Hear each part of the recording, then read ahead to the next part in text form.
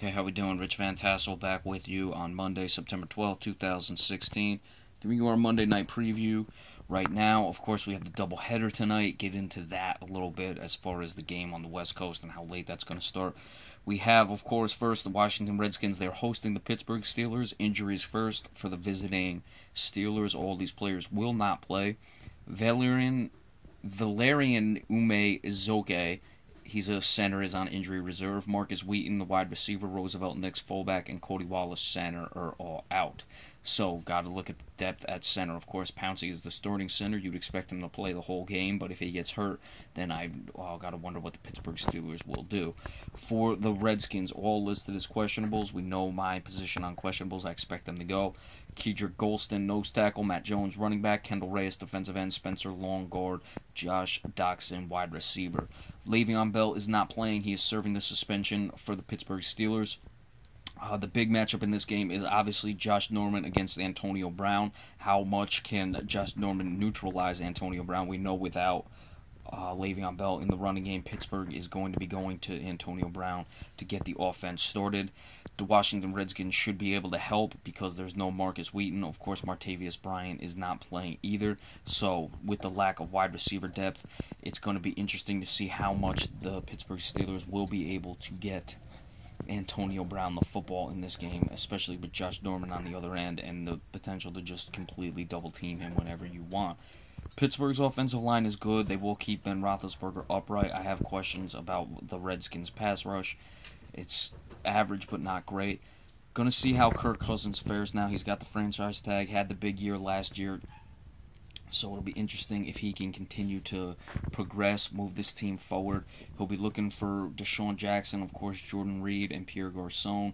Jordan Reed being the tight end, very good tight end that they have, and the receiving game as well. Matt Jones, if he can't go, how well are they going to be able to run the ball? Of course, they no longer have Alfred Morris. Their offensive line, Brendan Scherf and Trent Williams, good players. Scherf has got to continue to develop. We talked about that in the season preview for this team.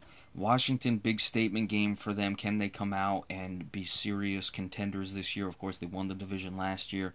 I'm not sure they're going to be able to do as well with a tougher schedule. Of course, they're playing the first place schedule in the NFC North. It would be a big stepping stone today if they can get the job done.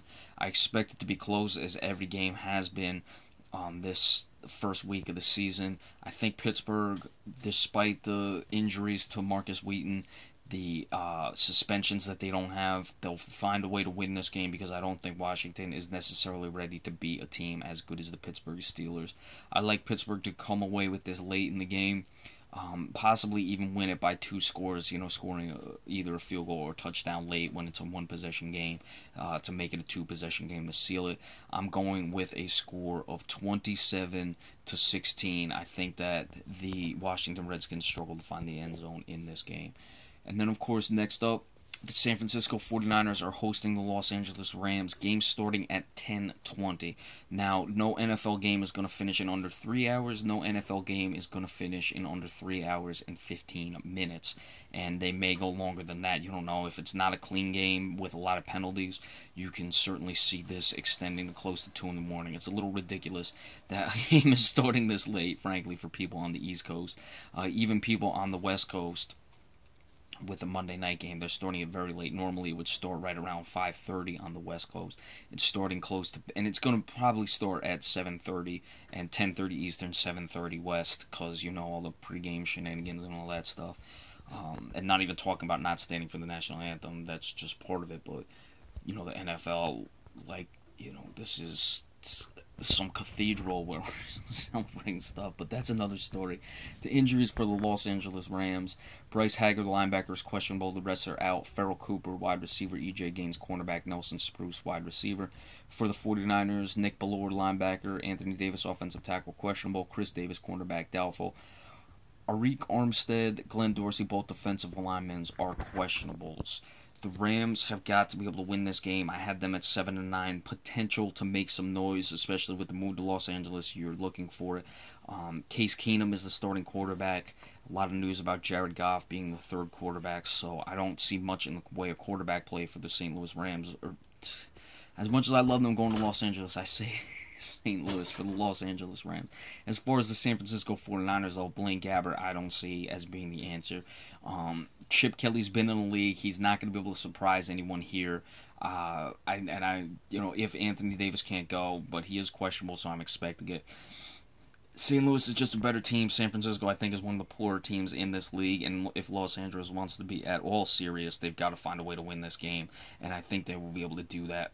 I like the score to be, maybe not 30. We'll go 28-14. I don't see much with the 49ers offense. And despite Case Keenum being the quarterback, points will be there. Look for Tavon Austin to be able to get involved and exploit that 49ers secondary. Alright, so we'll give you the recap of these games. I will certainly give you the recap of the Pittsburgh-Washington game when it goes final. If I stay up to watch the Los Angeles-San Francisco game, which is unlikely, maybe I'll do the recap then. But like I said, it'll be at 2 in the morning, so half of you won't be up anyway. So we'll probably do that tomorrow. But be sure to stay tuned for that, and we will see you later. Have a good night. Take care.